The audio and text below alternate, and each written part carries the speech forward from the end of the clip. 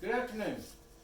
My name is Dwayne Gordon. I would like to thank the City Council for allowing me to come and present my tornado community risk reduction plan.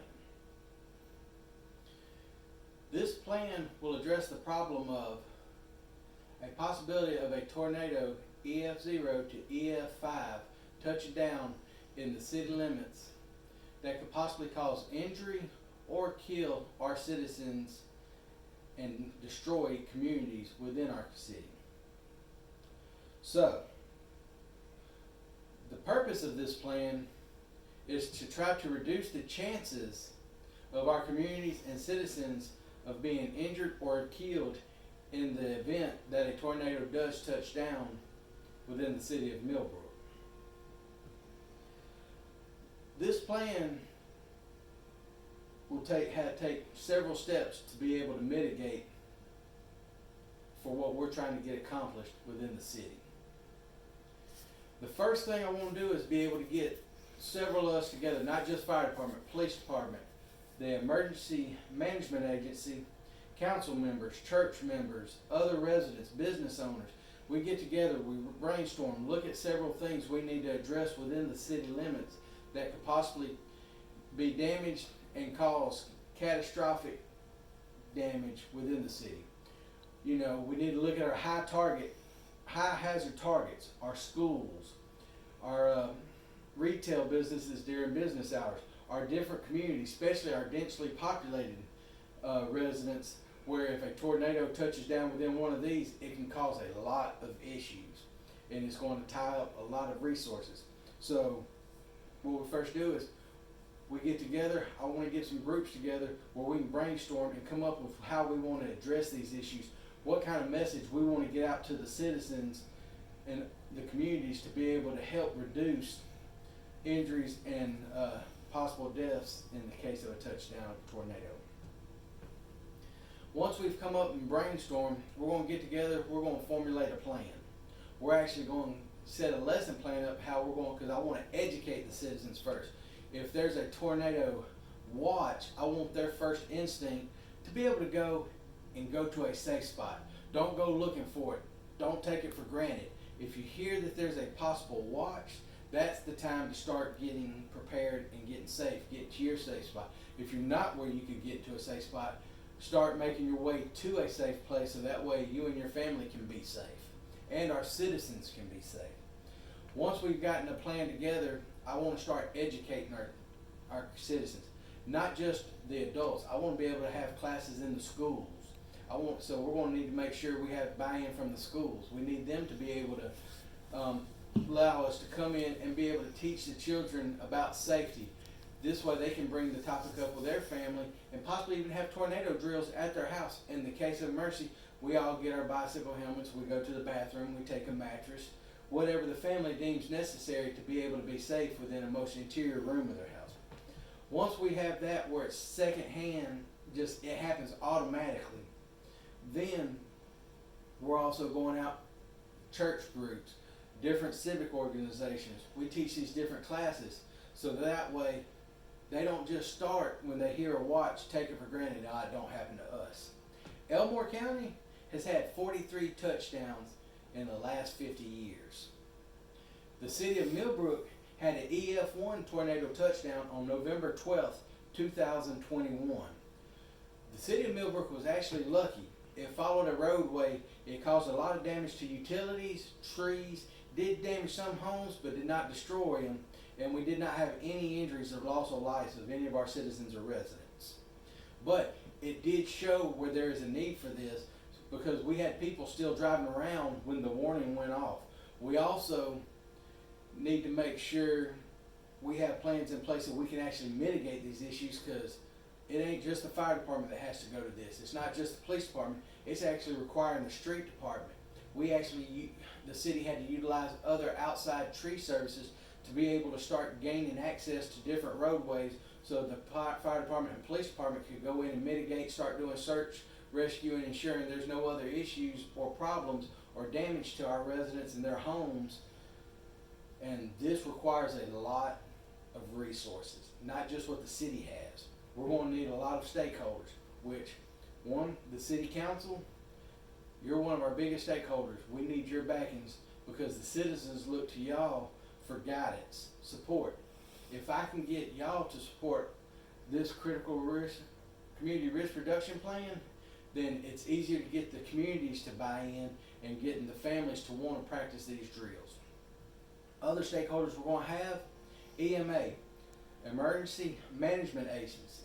They can actually help us provide other resources that we don't have readily available to us. They can get search and rescue teams in here, light plans, just there's a lot of logistics stuff they can help. Elmore County Board of Education could actually be a strong stakeholder because they would be able to help facilitate possible places we can actually house people or provide them a safe place in the case of their home is damaged and unlivable until we can make other arrangements with Red Cross, the Salvation Army, church organizations, other business owners, hotel owners that could actually help in some of these. But the list can go on. There's not just the government, it's not just fire department, police department. Business owners are our stakeholders, private citizens, church groups, again, the Salvation Army, American Red Cross. All these are stakeholders that can be beneficial, not only in just mitigating to fix the problem, but also possibly having to take care of the needs of the citizens that we can't facilitate at the time. Food, clothes, shelter. All these are things, and they're going to need to be done quickly. So if we can work together to be able to address this, it would work great because, like I said, it's going to take a whole village to be able to do this. It's just not one entity, not fire department, police. It's going to take the whole community coming together.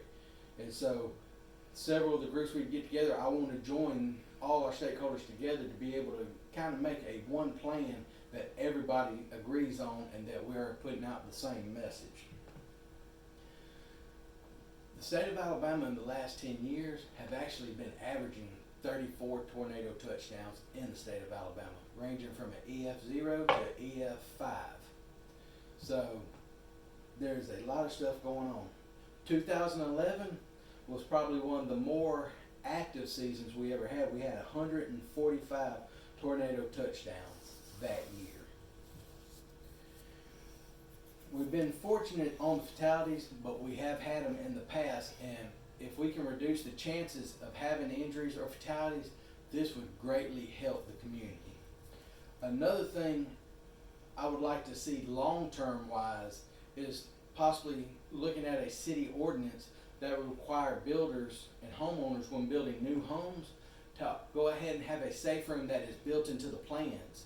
This not only would help build a mentality of I have a safe place in my home that you know for a fact, and if the builders and everything goes in there that they are meeting the requirements. This is going to take time, I understand, and I do understand that we have to make sure the community supports it, because up front it is going to cost more money to the citizens, but in the long run it will benefit them because it will be able to help reduce their insurance premiums because they do have a safe place in their home. Also, there's incentives from the IRS if you install a safe room or have a storm shelter installed on your property.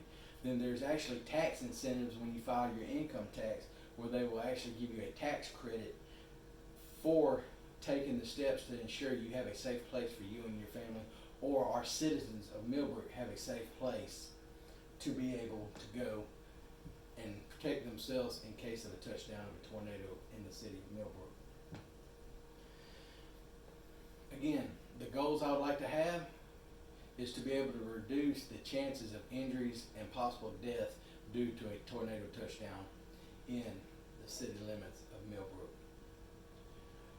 The first objective, long term, I want to have a city ordinance that requires new construction to have safe rooms built into the pre-plans, and actually when they build the structure, build the house, they are building a safe room for the purpose of, in case of an event or tornado or any other kind of catastrophic that could give somewhere where the family can go hide and actually know they are safe.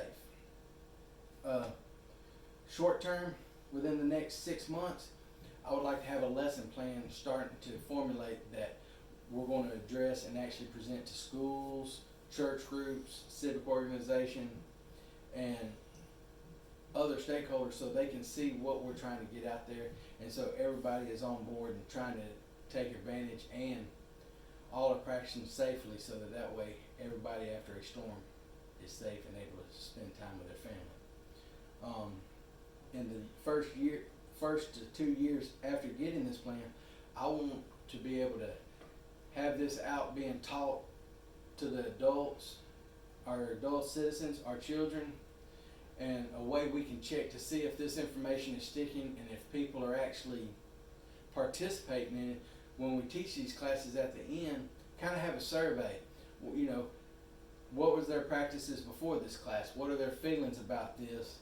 And do they feel like this is beneficial to them, and if they can actually see themselves doing it? And depending on their answers, we might actually have to adjust what we're doing to be able to get the message we're wanting so that everybody has buy-in on this community risk reduction for tornadoes. Thank you for your time. Y'all have a great day.